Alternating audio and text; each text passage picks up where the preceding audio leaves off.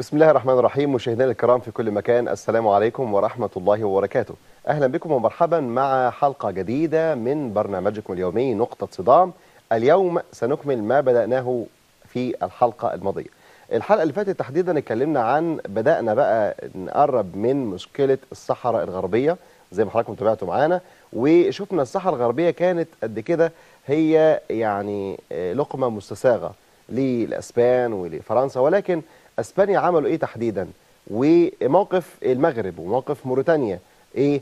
لا ده يعني احنا قلنا يمكن ادهى من كده ان هم بعد ما الاحتلال سابهم، ساب المغرب وساب موريتانيا اللي هو اقصد الاحتلال الاسباني والفرنسي، بداوا يتناوشوا مع بعض المغرب وموريتانيا، وكمان دخلت في نص الجزائر وكان لها مشكله، وسمعنا عن حرب الرمال. ولكن بدون مقدمات تعالوا نرحب بضيفنا وضيفكم الاستاذ الدكتور راغب السرجاني. اهلا وسهلا دكتور راغب. يا اهلا وسهلا. منورنا. الله يبارك فيك. حرب الرمال يمكن دي اخر حاجه اتكلمنا فيها الحلقه اللي صحيح. فاتت، وبدانا عرفنا ان الجزائر كمان دخلت في الموضوع. ايه اللي دخلها؟ ده اللي عاوزين نشوف النهارده في الحلقه.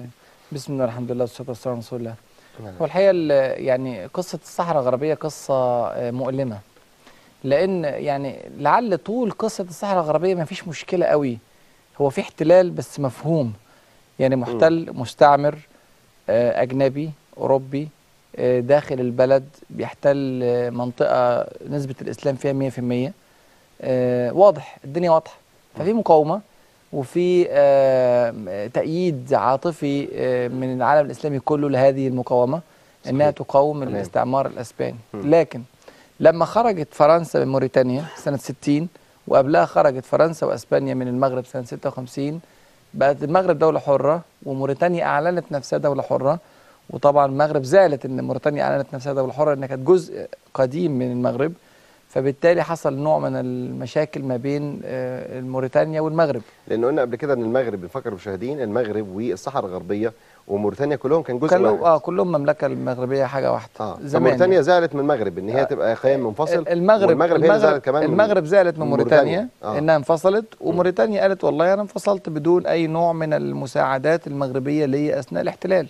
وده واقع، يعني المغرب كدوله لم تمد موريتانيا اثناء مقاومتها للمستعمر الفرنسي يعني. باي شيء، ما ادتهاش باي شيء، فكان مبرر ليها نفسي على الاقل ان انا انقسم عن الكيان المغربي. طبعا ده مبررات بتديها الشعوب نفسها للتفتيت ولتقطيع الاوصال، وده شيء يعني مؤسف للاسف الشديد. حصل هذا الموضوع. الجزائر هي كمان اتحررت سنه 62 فدخلت في اللعبه. الجزائر طبعا نحيي فيها الجهد الضخم جدا الذي بذل من اجل التحرر، اكثر من 1,000,000 شهيد، واحتلال طويل جدا من سنه 1830 ل 1962، نتكلم على 132 سنه احتلال، وده من اطول انواع الاحتلال في العالم العربي والاسلامي.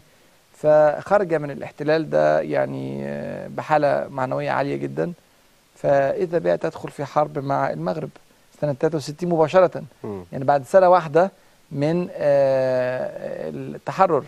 وطبعا الصراع كان علشان منطقه تندوف اللي اتكلمنا قبل كده، اللي هي كانت منطقه مغربيه ضمها الاستعمار الفرنسي الى الجزائر، وبدا الصراع على هذه المنطقه، وحصل بالفعل صراع حربي عسكري ما بين الجيوش المغربيه وما بين الجيوش الجزائريه، وسقط عدد كبير من القتلى، وفقد الطرفان عددا كبيرا من السلاح والعتاد، ومعه فقد الثقه في كلا الطرفين. يعني لا الجزائر، يعني الغريب كمان في الدكتور، يعني دكتور، في الموضوع ان احنا خدنا استقلاليتنا، نبص بقى لمستقبلنا العوامل الاقتصاديه، ننهض يعني كأمم، لكن ما نخشش في نزاعات ومناوشات الجزائر مع المغرب والمغرب مع موريتانيا. يعني لو عايز تخش في معركه، كان المعركه منطقيه زي ما قلنا في اخر الحلقه اللي فاتت، ان تتوحد الجزائر مع المغرب مع موريتانيا لتحرير الصحراء الغربيه من الاسبان مثلا. يعني ده اللي كان منطقي، وساعتها الاسبان مش هتعرف تقاوم الثلاث دول، لان الدول كلها في حاله معنويه مرتفعه جدا نتيجه التحرر. واسبانيا مرعوبه من خروج فرنسا وسابت اسبانيا لوحدها، والصحراء الغربيه ما فيهاش يعني معاقل كثيره، يعني ممكن يحصل تحرر، لكن للاسف ده ما حصلش، وبالتالي حصلت الحرب الجزائريه المغربيه. ولازم دور العرب هنا فين؟ بالظبط، الموقف العربي لازم نسال فين العرب في هل كانوا مغيبين مهمشين ولا كان ليهم دور؟ العرب، الجامعه العربيه طبعا اتحركت عشان تقف او توقف الحرب ما بين الجزائر والمغرب، وبالفعل وقفت الحرب بعد عدة شهور من بدء الحرب. لكن الجامعة العربية كيان الحقيقة يعني هش ضعيف، يعني هو كلامه بس مفيش أفعال.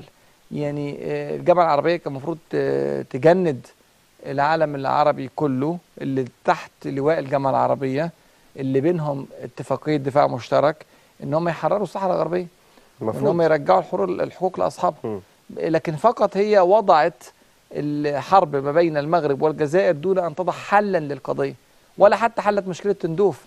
يعني ما زالت الى الان تندوف تبع الجزائر وهي ارض مغربية، فالجزائر واخداها من المغرب، ومشكلة اتعقدت بعد كده زي ما هنشوف بعد شوية. صحيح. اتعقدت اكتر واكتر، والجزائر كانت بتنظر الى الموضوع على انه هو صراع قوى في المنطقة، فأي ضعف عندها بيصب في قوة المغرب، وأي قوة في المغرب